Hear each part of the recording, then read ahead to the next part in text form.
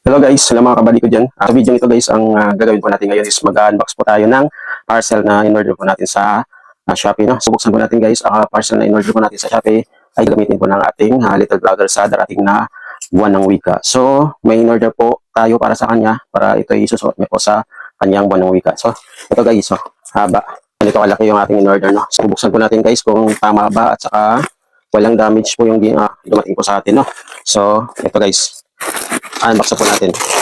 Yan. Ano lang guys, naka-ano lang po siya, naka-bubble wrap lang po siya.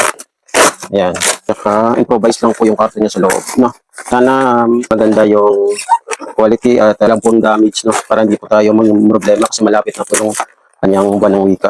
Ay pagkamahal pa naman ito guys.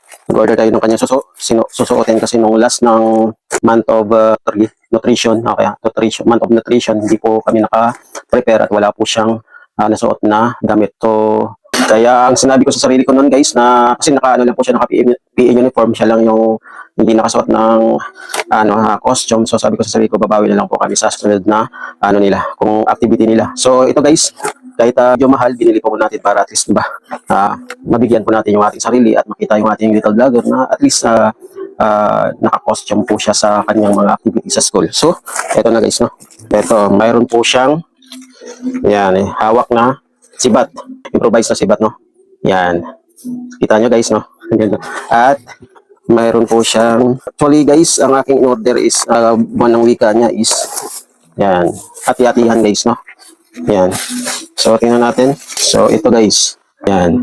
So, ano natin, ipapasukat po natin sa kanya kung kakasya, kung tama po ba ang sukat. Ito guys, sa mga kasama. Yan. Siguro ito sa paa, no? Sa paa ko yan, sa balikat o sa braso. Walang alam. Isa ito yung mga parts niya, mga ano niya. Yan. Ito yung harap sa likod, no?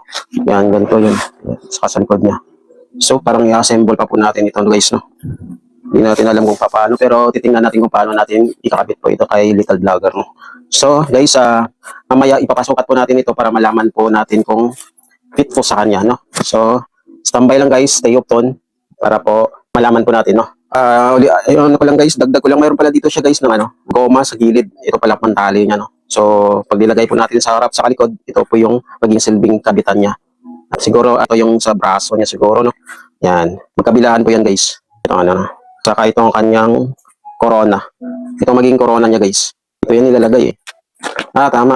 Mayroon din pala siyang hawakan guys. Goma dito. Yan. Siguro dito po yan guys. Yan. Okay. Tama nga guys. Dito nga yun. Guys, bagay. Basta para kasya sa akin to guys. Ikaw alam mo kasya kay Bunso. Ang liit ng niya. Yung head niya. Ulo niya. Parang itong malaki. Yan. Yan. So, titingnan natin mamaya para at least malaman natin kung magandang tingnan sa kanya. Mali pala ako guys. Hindi pala dito sa kundi sa bahag pala ito guys. No? Parang ganun guys. So, dito yan. Yan. Dito pala yan guys. So, yan. So, yan lang guys. At ito naman siguro kayo, ulitin ko lang, no? Sa siguro ito sa braso at saka sa paano. Dito sa niya. Dito. Tsaka dito siguro o dito. Tingnan ko lang sa picture ulit guys kung saan ito nilalagay. Maya-maya po guys, pasukat natin sa ibunsuan. So guys, ito na yung pinasukan natin sa ating little vlogger, yung kanyang costume, no? So, ang liit niya kasi guys, kaya medyo fit ba? Ang liit ng igurot.